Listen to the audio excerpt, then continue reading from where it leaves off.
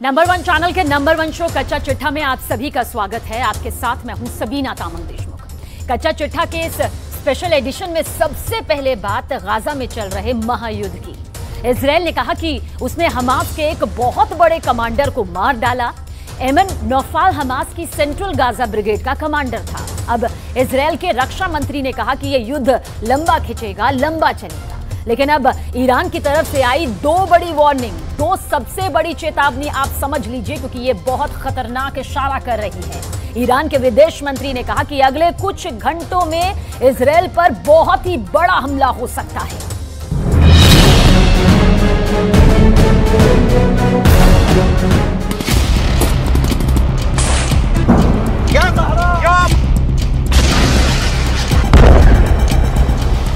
ये Lebanon Syria का border है और सामने इजराइल के टावर हैं।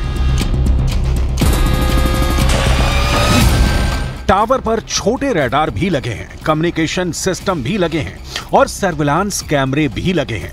तभी झाड़ियों में से निकलती है एक स्नाइपर की राइफल और फिर देखिए क्या होता है।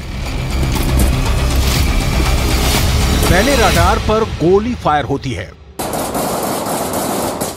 फिर कम्युनिकेशन सिस्टम तोड़ा जाता है, फिर सर्विलांस कैमरे पर गोली पड़ती है। यह सब कुछ इजराइल लेबनान बॉर्डर पर हो रहा है। इजराइल डिफेंस का पूरा निगरानी स्ट्रक्चर हिजबुल्लाह ने उखाड़ना शुरू कर दिया है।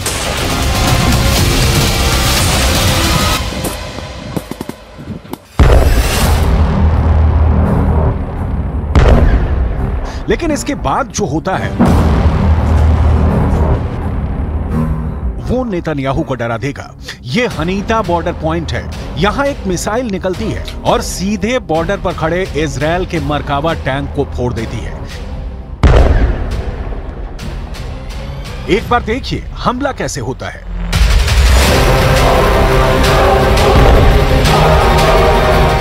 धुआं छटता है तो इजराइल के बाकी टैंक भागने लगते हैं। दूसरा वीडियो दोहरा बॉर्डर पॉइंट से आया है। यहां भी इजराइल का मरकावा टैंक घूम रहा था और फिर होता है एक बड़ा हमला।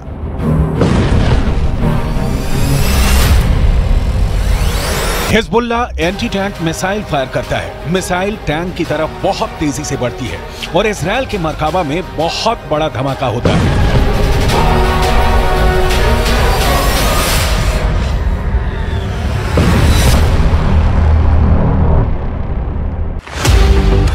लेबनान बॉर्डर पर इजराइल के टैंक पर हमलों का वीडियो बहुत डराने वाला है। इजरायली टैंक के ऐसे तबाह होने की तस्वीरें जब ईरान पहुंची तो वहां के विदेश मंत्री ने बहुत खतरनाक बयान दे दिया। हुसैन आमिर अब्दुल्लाहियां ने कहा कि अगले कुछ घंटों में इजराइल पर बड़ा हमला हो सकता है। हिजबुल्लाह की तरफ इशारा करते हुए ईरान ने कहा है कि अगर ईरान और लेबनान ने इजराइल को जवाब नहीं दिया तो इजराइल की सेना तेहरान और बेरूत पर कल हमला कर देगी। सूरत तदावुम जनायात जंगी रژیم کودککش اسرائیل علیه ساکنان غیر نظامی غزه هر احتمالی متصور هست. इसमें कोई शक नहीं कि इजराइल की फौज जिस तरह से गाजा को हजारों टन बम मारकर समतल कर रही है, इसने ईरान को बहुत ज्यादा बेचैन कर दिया है। ईरान ने पूरे पश्चिम एशिया का एक एक इंच नापकर इजराइल की ताकत का पूरा अंदाजा लगा लिया है। इजराइल और लेबनान बॉर्डर पे बहुत कुछ ऐसा हो रहा है जो युद्ध को गाजा बॉर्डर से निकालकर इजराइल और लेबनान के बॉर्डर तक ले जाए और हिजबुल्लाह से एक नया फ्रंट खोल दे। गाजा में पहले से ही खूब बमबारी और गोलीबारी की जा रही है, लेकिन हिजबुल्लाह के आने से एक नया फ्रंट खुल जाएगा और दो फ्रंटों पे इजराइल पूरी लड़ाई लड़ेगा। इजराइल पर हमले का खतरा इसलिए बढ़ गया है क्योंकि ईरान के supreme leader Ayatollah Ali Khamenei ने अमेरिका तक को चेतावनी जारी कर दी है। अली खामनेई ने कहा है कि अगर गाजा में इजराइल के जुल्म खत्म नहीं हुए तो दुनिया की कोई ताकत मुसलमानों को रोक नहीं पाएगी। हमास के हमले के बाद ईरान ने इस वक्त अपने मिलिशिया गुटों और मित्र देशों को एक्टिव कर दिया है। सऊदी अरब, जॉर्डन और मिस्र से भी इजरायल को कड़वे शब्द ही मिले हैं। इस वक्त हिजबुल्लाह भी एक्टिव है, इस वक्त सीरिया भी एक्टिव है, इस वक्त इराक में ISIS का खात्मा करने वाली फोर्स हश्द अल शाबी भी तैयार है, इस वक्त यमन भी एक्टिव है।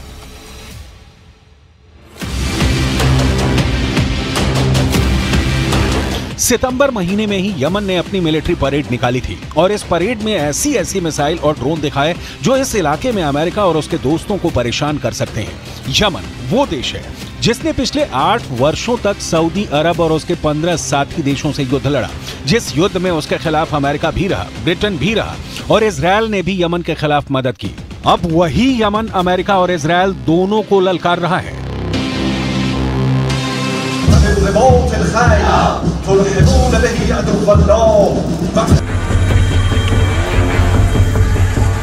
युद्ध की ऐसी ललकार, ऐसा गुस्सा, आप इस इलाके को पश्चिम एशिया कहकर बुलाइए, इसे खाड़ी कहिए या फिर मिडिल ईस्ट, नाम कितने भी हों, लेकिन इस वक्त यूक्रेन के बाद दुनिया का सबसे खतरनाक इलाका कोई है तो वो यही जमीन है।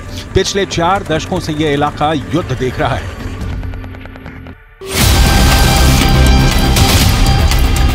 यमन के इस मिसाइल का नाम है तूफान, जो 1000 किलोमीटर की रेंज तक मार कर सकती है। इस मिसाइल से यमन ने सऊदी अरब को कई बार डराया है। इजरायल को भी लगता है कि यमन को ऐसे और हथियार मिल सकते हैं और फिर वो उसके लिए खतरा बन जाएंगे। ईरान भी यही डर फैलाना चाहता है। जाहिर है कि इजरायल के लिए ये एक नया फ्रंट साबित हो रहा है। अब गाजा के धमाकों ने हिजबुल्लाह के साथ ईरान को युद्ध में कूदने के लिए तैयार कर दिया है। इसलिए इजरायल और अमेरिका के खिलाफ उसका युद्ध किसी भी वक्त शुरू हो सकता है। آمریکایی‌ها همونطور که گفتم پیام‌هایی رو میدن، به ما هم پیام دادن. پیامشون به ایران شامل تأکید بر خویشتن‌داری و عدم گسترش جنگ بود. ما به آمریکایی‌ها پاسخ میدهیم که ما به دنبال گسترش جنگ نیستیم، اما خویشتن‌داری نمیتونه یک جانبه باشه. شما نمیتونید به حزب الله لبنان توصیه بکنید خویشتن‌داری بکنه، بعد به نتانیاهو بگویید دست شما رو باز میگذاریم، هر جنایتی رو میخوای علیه غیر نظامیان انجام بدهید. इजरायल का दावा है कि हिजबुल्लाह के पास करीब 1.5 लाख रॉकेट हैं, जिसके टारगेट पर इजरायल है। 1.5 लाख रॉकेट क्या कर सकते हैं, इसका अंदाजा इस बात से लगाइए। 7 अक्टूबर को हमास ने इजरायल पर एक साथ 5000 रॉकेट दागे, जिसकी वजह से इजरायल का आयरन डोम भी पूरी तरह से नाकाम हो गया।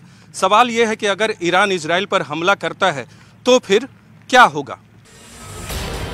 ऐसे हालात में अमेरिका क्या करेगा, क्योंकि ईरान के आसपास अमेरिका के इतने मिलिट्री अड्डे हैं जहां से ईरान के खिलाफ हमले लॉन्च किए जा सकते हैं। इसलिए कोई शक नहीं कि गाजा में युद्ध के साथ साथ अब इजरायल से पहले उसने अमेरिका के फौजी अड्डों को अपने टारगेट पर ले लिया है। ईरान के आसपास अमेरिकी सेना के कई मिलिट्री बेस हैं और इनमें कुल 40,000 से ज्यादा अमेरिकी सैनिक तैनात हैं। इसमें कुवैत में 10 सैन्य अड्डे हैं और यहां अमेरिका के 13,000 से ज्यादा सैनिक हैं। बहरीन में अमेरिका ने 12 अड्डे बनाए हैं और यहां उसके 3,700 से ज्यादा फौजी तैनात हैं। सऊदी अरब में अमेरिका के 10 मिलिट्री बेस हैं, यहां 3,000 अमेरिकी सैनिक तैनात हैं। ओमान में अमेरिका के 6 अड्डे हैं, यहां उसके 600 सैनिक तैनात हैं। संयुक्त अरब अमीरात में अमेरिका के 3 अड्डे हैं और यहां उसके 5,000 सैनिक तैनात हैं। कतर में अमेरिका का सबसे बड़ा मिलिट्री बेस है और यहां 13,000 अमेरिकी सैनिक रखे गए हैं। ये वो देश हैं जहां से ईरान बहुत ज्यादा करीब है। लेकिन ये अड्डे भी ईरान की जद में हैं और इस वक्त इजरायल तक उसकी मिसाइलों की रेंज में आ चुका है। ईरान के ड्रोन की रेंज भी बढ़ती जा रही है। अब पश्चिम एशिया के वो इलाके भी उसकी पहुंच में हैं जहां अमेरिका के अड्डे हैं और इस वक्त नेतन्याहू और बाइडन दोनों ईरान की बढ़ती ड्रोन पावर को लेकर काफी बौखलाए हुए हैं। अगर इजरायल और लेबनान बॉर्डर पर युद्ध होता है और इसमें ईरान भी शामिल हो जाता है तो समझ लीजिए इन सभी अड्डों से ईरान पर हमले लॉन्च किए जाएंगे या फिर ईरान इनको अपने मिसाइल अटैक से मिट्टी में मिला देगा। ईरान पहले ही अमेरिका को अपने आसपास बर्दाश्त नहीं कर पा रहा और अब गाजा इजरायल के बीच युद्ध ने युद्ध का एक नया बहाना दे दिया है।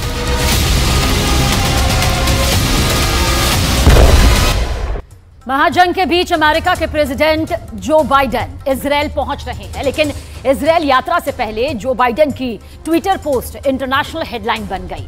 बाइडेन का कहना है कि इस्लामोफोबिया नफरत से ही जुड़ा हुआ है, यहूदी विरोधी भावना नफरत से जुड़ी हुई है। सवाल यह है कि तेल अवीव पहुंचकर बाइडेन युद्ध को क्या और भड़काने वाले हैं या फिर युद्ध विराम करवाने वाले हैं, क्योंकि बाइडेन इजरायल के बाद जॉर्डन जाने वाले हैं, जहां वो मिस्र और फिलिस्तीन के राष्ट्रपतियों से भी मुलाकात करेंगे।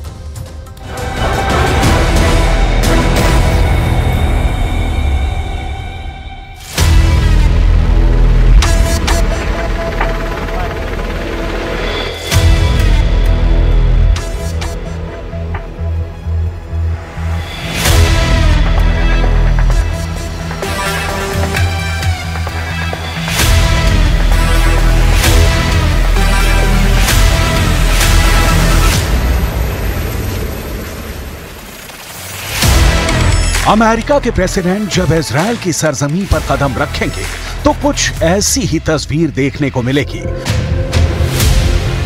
जो बाइडेन का खास प्लेन एयरफोर्स 1 लैंड होगा, प्लेन का दरवाजा खुलेगा और मुस्कुराते हाथ हिलाते कुछ ऐसे ही डग भरते बाइडेन प्लेन की सीढ़ियों से नीचे उतरेंगे। उनके साथ साथ सुरक्षा में तैनात वो स्पेशल शख्स भी रहेगा जिसके पास मौजूद बैग अमेरिका को सुपर पावर बनाता है। यह ऐसा बैग है जो अमेरिका के राष्ट्रपति को सर्वशक्तिमान बनाता है। काले रंग के लेदर के इस बैग में कयामत का कोड वर्ड बंद रहता है। साल के 12 महीने, महीने के 30 दिन और दिन के 24 घंटे ये बैग प्रेसिडेंट बाइडेन के साथ रहता है।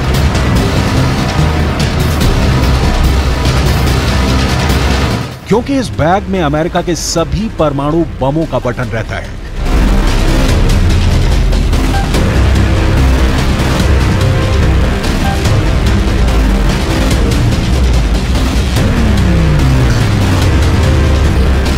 बाइडेन के साथ साए की तरह चलते इस बैग को न्यूक्लियर फुटबॉल कहा जाता है।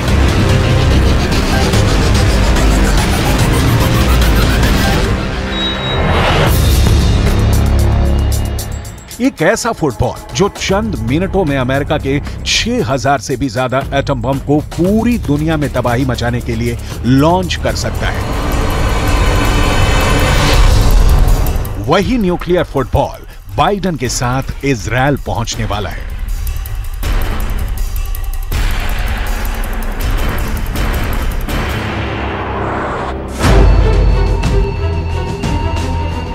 लेकिन परमाणु बम के बटन पर पहुंचने से पहले ही अमेरिका के 2 न्यूक्लियर एयरक्राफ्ट कैरियर इजरायल पहुंच गए हैं। अमेरिका के ये दोनों एयरक्राफ्ट कैरियर अभी भूमध्य सागर से इजरायल हमास युद्ध पर नजर बनाए हुए हैं।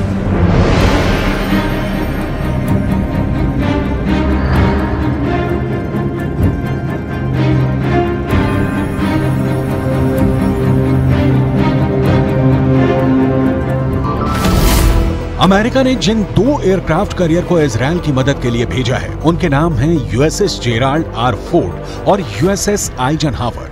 यूएसएस जेराल्ड आर फोर्ड के साथ 12 स्ट्राइक ग्रुप होता है, वहीं यूएसएस आइजनहावर के साथ 2 स्ट्राइक ग्रुप होता है जो हमला करने में मास्टर होते हैं। इनके साथ मिसाइलों से लैस और भी कई घातक युद्धपोत भूमध्य सागर में इजरायल के पास पहुंचे हैं। इसके साथ मिसाइलों से लैस जहाजों का पूरा बेड़ा चलता है।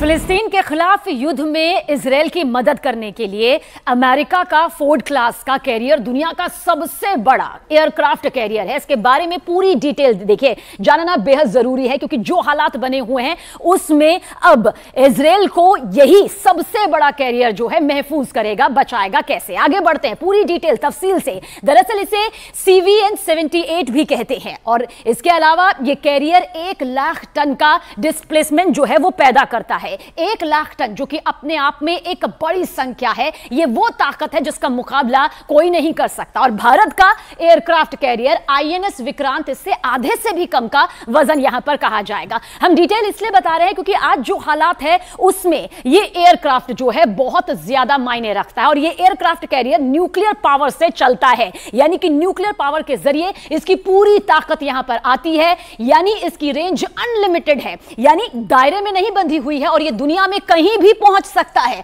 अब रफ्तार भी आप जान लीजिए। दरअसल ये एयरक्राफ्ट कैरियर 56 किलोमीटर प्रति घंटे की बेहद तेज रफ्तार, वो रफ्तार जो कि समंदर में अपना आधिपत्य, अपनी ताकत जमा सकती है। ये कैरियर बहुत अच्छी रफ्तार इसकी यहां पर कही जाएगी, क्योंकि 56 किलोमीटर प्रति घंटे की रफ्तार अपने आप में बेहद तेज यहां पर हो जाती है। और इस कैरियर पर करीब 3000 नौसैनिक जो है वो तक तैनात किए जाते हैं। यानी दुश्मनों के लिए बहुत बड़ा टारगेट ये बन जाता है और बन सकता है, क्योंकि 3000 नौसैनिक का यहां पर होना अपने आप में महाताकत इसकी बताता है।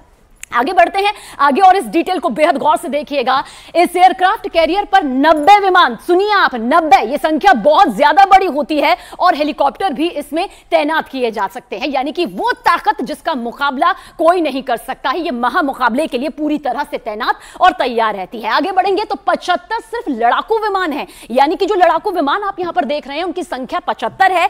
अभी इस एयरक्राफ्ट कैरियर पर सुपर हॉर्नेट विमान तैनात है। सुपर हॉर्नेट और F-35 इसका तैनात होना अपने आप में बताता है कि किस तरह से F-35 स्टेल्थ फाइटर भी ये ऑपरेट कर सकते हैं, चला सकते हैं, और उनको पूरी तरह से तैनात करने की यहां पर तैयारी की जा रही है। तो ये है इसकी महाताकत।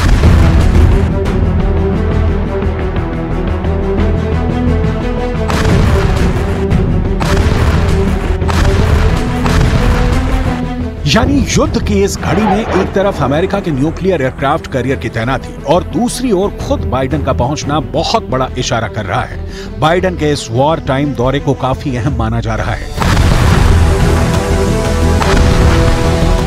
युद्ध में इजरायल को अमेरिका का पूरा समर्थन है। अमेरिकी राष्ट्रपति बाइडेन के इजरायल में लैंड होने से पहले एक बड़ी खबर सामने आ रही है। खबर यह है कि अमेरिका इजरायल में अपने सैनिकों को भेजेगा और इनकी संख्या 2000 के करीब होगी, और इनके नाम भी फाइनल होने की खबर है। वॉल स्ट्रीट जर्नल की रिपोर्ट के मुताबिक ये सैनिक युद्ध नहीं लड़ेंगे इजरायल में, बल्कि इजरायल की सेना को सपोर्ट और सुझाव देने का काम करेंगे। अमेरिकी सैनिकों के इजरायल पहुंचने से पहले तेल अवीव पहुंचकर बाइडेन इजरायल के प्रधानमंत्री बेंजामिन नेतन्याहू से मिलेंगे, इजरायल की सुरक्षा का भरोसा देंगे और हमास के खिलाफ छिड़े युद्ध की जानकारी लेंगे। लेकिन बाइडेन का यह दौरा उनकी सुरक्षा एजेंसियों के लिए चुनौतियों से भरा हुआ है। वजह हमास की तरफ से इजरायल में हो रहे रॉकेट हमले।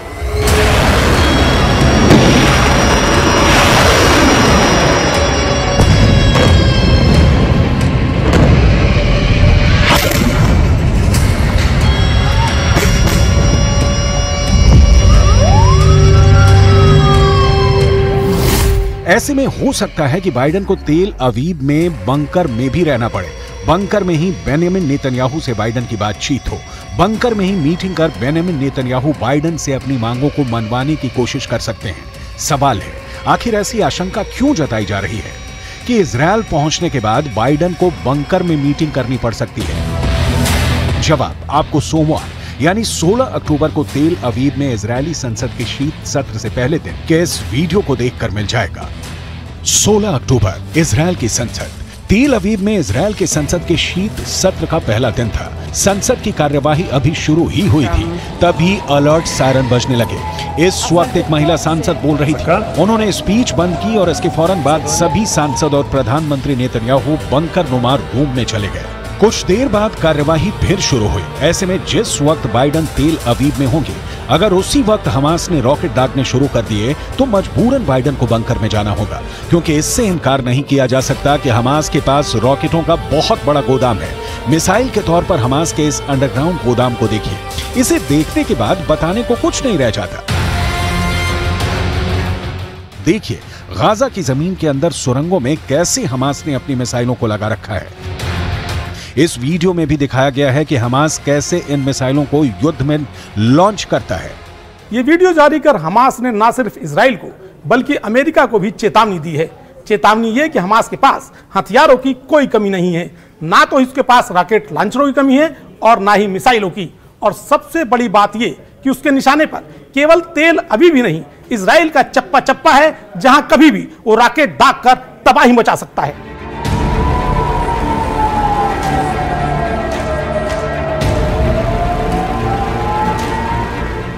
इजरायल को भी हमास के हथियारों के बारे में जानकारी है। इजरायल की फौज हमास के खिलाफ जमीनी कार्रवाई की तैयारी पूरी कर चुकी है।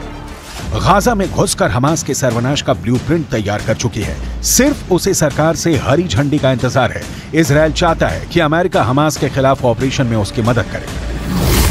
बेंजामिन नेतन्याहू ने अमेरिका से $10 बिलियन की मिलिट्री मदद मांगी है।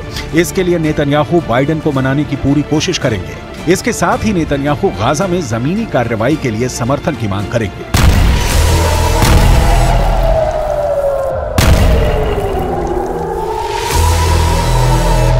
जमीनी कार्रवाई का सीधा मतलब है इजरायल की सेना गाजा बॉर्डर को पार करेगी, गाजा में घुसेगी। अगर ऐसा हुआ तो युद्ध और भी भयंकर हो जाएगा, क्योंकि तब गाजा की गलियों में स्ट्रीट फाइट शुरू हो जाएगी और स्ट्रीट फाइट में कितनों की जान जाएगी ये कहना मुश्किल है।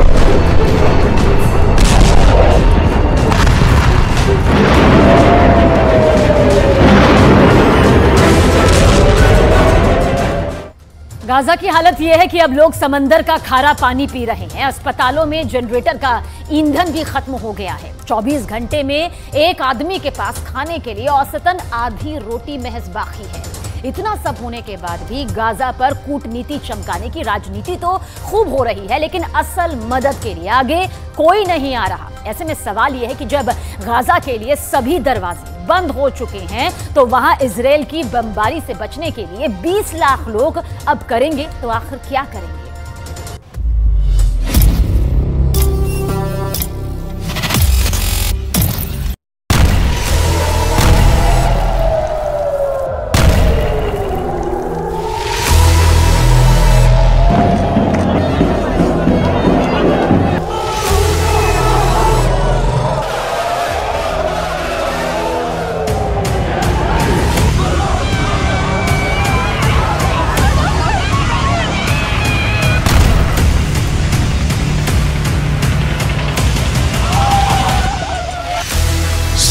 अक्टूबर को हमास ने जो किया उसका असर अमेरिका के अंदर भी नजर आ रहा है। ये तस्वीरें अमेरिका की है, जहां पर एक 6 साल के फिलिस्तीनी बच्चे का नमाजे जनाजा पढ़ा जा रहा है।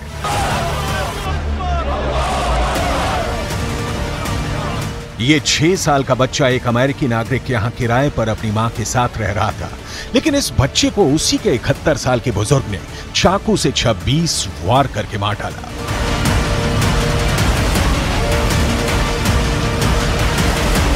इस बच्चे के परिवार वालों ने रोते हुए अमेरिका की सरकार से प्रार्थना की है कि जो युद्ध गाजा के अंदर चल रहा है उसको अमेरिका ना शिफ्ट किया जाए।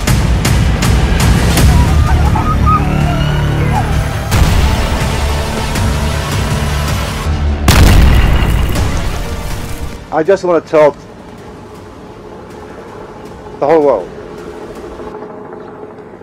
that we live in a country called the USA. We're not in war. And we're not bringing war here too.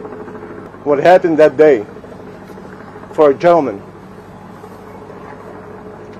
that he loved that kid to start with. He used to bring him toys.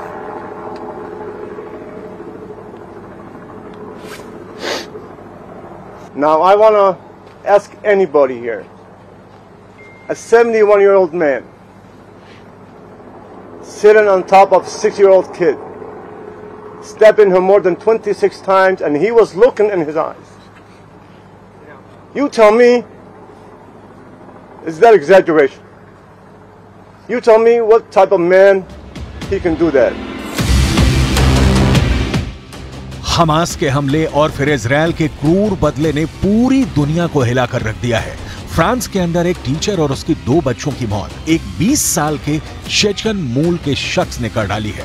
और चीन के अंदर भी Israel के एक diplomat पर हमला हुआ है। इजिप्ट में भी 2 यहूदियों के आतंकी हमले में हत्या हुई है। हमास के नफरती तूफान ने पूरी दुनिया को धर्म युद्ध में झोंक दिया है और सबसे बुरा हाल गाजा का हो गया है।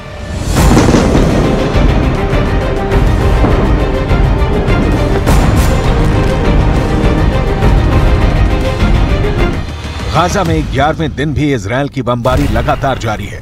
ये तय तो हो गया है कि बुधवार को बाइडेन इजरायल पहुंच रहे हैं, लेकिन इसके बाद भी इजरायल ने हमले को रोकने के कोई संकेत अब तक नहीं दिए हैं। गाजा के खान यूनुस कैंप पर भी इजरायल ने रात भर बहुत जबरदस्त बमबारी की है। चीन के विदेश मंत्री वांग यी, रूस के राष्ट्रपति पुतिन, अमेरिका के राष्ट्रपति बाइडेन, तुर्की के राष्ट्रपति अर्दोगान, कई बड़े नेता इजरायल से संयम बरतने की अपील कर चुके हैं, लेकिन नेतन्याहू का गुस्सा अब तक शांत नहीं हुआ है।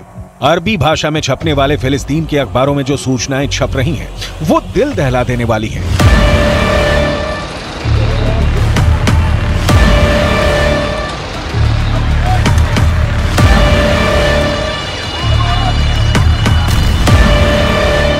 फिलिस्तीन न्यूज नाम की एक न्यूज वेबसाइट ने दावा किया है कि अब तक गाजा पट्टी के अंदर 7,000 इमारतें टूट चुकी हैं और 10,000 से ज्यादा फ्लैट्स बर्बाद हो चुके हैं। गाजा के लोगों का हाल क्या है, आगे आप उनके बयान भी देखेंगे, लेकिन सबसे पहले बात होगी उस भूख की जिससे गाजा के लोग परेशान हैं। गाजा भूखा है, गाजा प्यासा है और यहां पर सारे इंतजाम फेल होते जा रहे हैं। फिलिस्तीन न्यूज के मुताबिक इस वक्त गाजा के अंदर एक व्यक्ति को खाने के लिए 24 घंटे में सिर्फ आधी रोटी मिल रही है। इसके अलावा साथ में मांस का एक डिब्बा दिया जा रहा है। एक मांस का डिब्बा 10 लोगों के लिए है। बिजली खत्म होने की वजह से अब लोग कार की बैटरी और सोलर पैनल से ही अपना फोन चार्ज कर पा रहे हैं। गाजा में जनहानि ना हो, इसके लिए इजरायल ने इस योजना पर काम करना शुरू किया कि उत्तर गाजा के लोगों को दक्षिण गाजा जाना चाहिए। 10 लाख लोग उत्तर गाजा को खाली कर चुके हैं। ऐसे में अब किसी भी वक्त इजरायल की आर्मी विनाश लीला शुरू कर सकती है।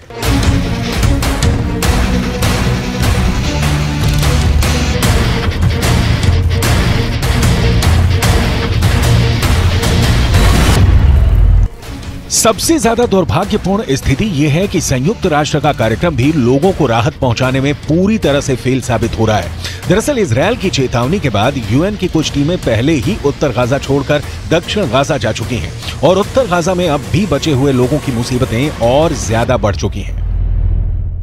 फिलिस्तीन के सबसे बड़े दुश्मन हमास के आतंकवादी बने हुए हैं, क्योंकि इजरायल डिफेंस फोर्सेज ने दावा किया है कि दुनिया भर से गाजा के लोगों के लिए जो फ्यूल और राहत सामग्री पहुंच रही है वो हमास के आतंकियों तक पहुंच रही है और इसीलिए इजरायल वहां राहत सामग्री और फ्यूल पहुंचाने में अड़ंगा पहुंचा रहा है। इजरायल ने रफा क्रॉसिंग पर 2 बार एयर स्ट्राइक की है और यह एयर स्ट्राइक भी उस वक्त की गई है जब इजिप्ट के एक मंत्री रफा क्रॉसिंग के पास मौजूद थे। दरअसल रफा क्रॉसिंग पर राहत सामग्री से भरे हुए करीब 100 ट्रक खड़े हुए हैं, लेकिन अब तक इस राहत को गाजा के अंदर भेजे जाने पर कोई सहमति ही नहीं बन पा रही है। रफा क्रॉसिंग को खोलने की चर्चा पिछले 48 घंटों से चल रही है, लेकिन इजरायल की एयर स्ट्राइक एक धमकी की तरह मानी जा रही है।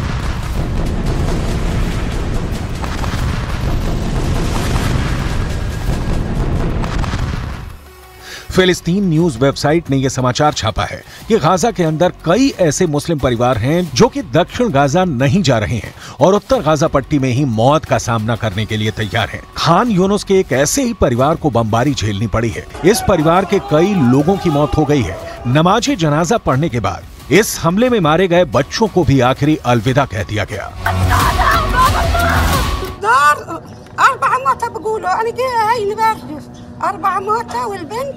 والولد وابوهم وامهم طالوا 2 نزل طيبين و8 تنفار فيها البيت وخلف اللي فوقهم 6 وعمامهم طالعين هذول كاينين اما هذول اللي طالوهم ميتين في 2 احياء اصلا।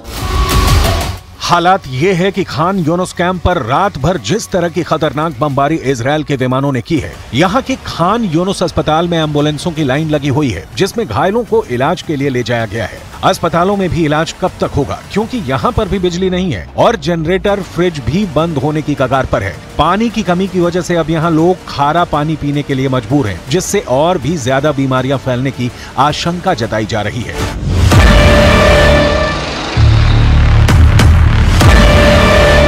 अब सबसे बड़ा सवाल यह है कि आखिर ये सब क्यों हो रहा है? आखिर इस तबाही का जिम्मेदार कौन है? इजरायल पहले ही कह चुका है कि 7 अक्टूबर को हमास ने जो आतंकवादी हमला किया है उसके बाद से युद्ध शुरू हो चुका है और अब अगर कोई लाश गाजा में गिरती है या फिर इजरायल में गिरती है तो उसके लिए हमास ही जिम्मेदार माना जाएगा। इजरायल के एक आतंकवाद पीड़ित परिवार ने प्रेस कॉन्फ्रेंस करके बंधक बनाए गए लोगों को छोड़ने की मार्मिक अपील भी की है।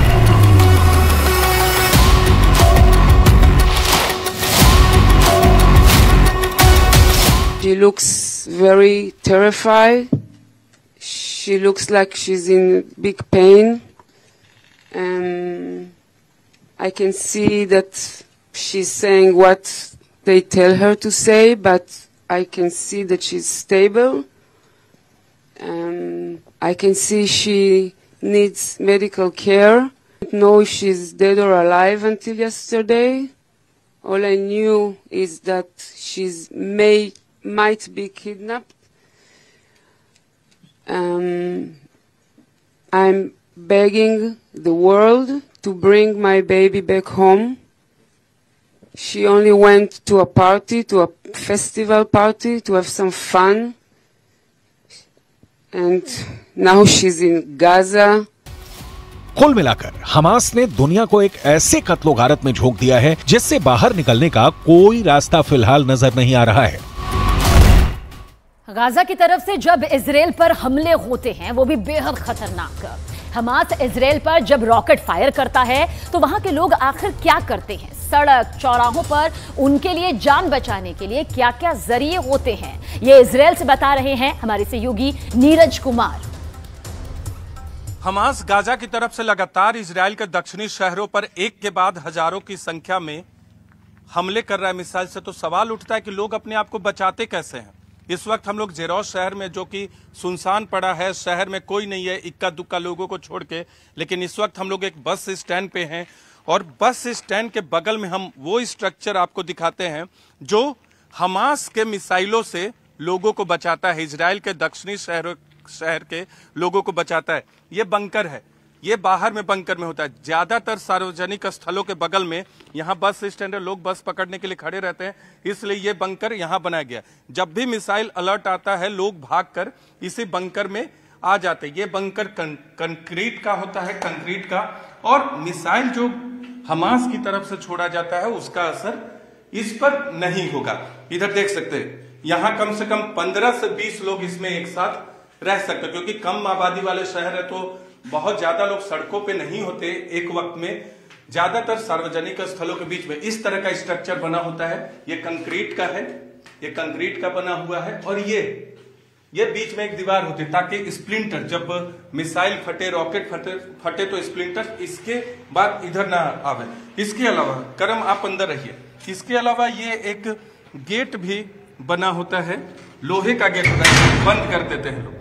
बंद कर देने से कोई भी स्प्लिंटर अंदर नहीं आ पाता। तो इस तरह के बंकर ऊपर में बने होते हैं। आमतौर पे बंकर जमीन के अंदर बने होते हैं, लेकिन इस तरह के बंकर सार्वजनिक स्थलों पे ऊपर बने होते हैं। और जो घर होते हैं, घरों में अंडरग्राउंड बंकर बने होते हैं कि अगर मिसाइल गिरे तो लोग अंदर जाकर छुप जाए। तो इस तरह के बंकर और सेफ जोन, इसे सेफ जोन कहा जाता है। हम भी कई बार रिपोर्टिंग के दौरान जब मिसाइल अलर्ट हुआ है तो इन्हीं बंकरों में जाकर अपने आप को सुरक्षित किया है और अपनी जान बचाई है। तो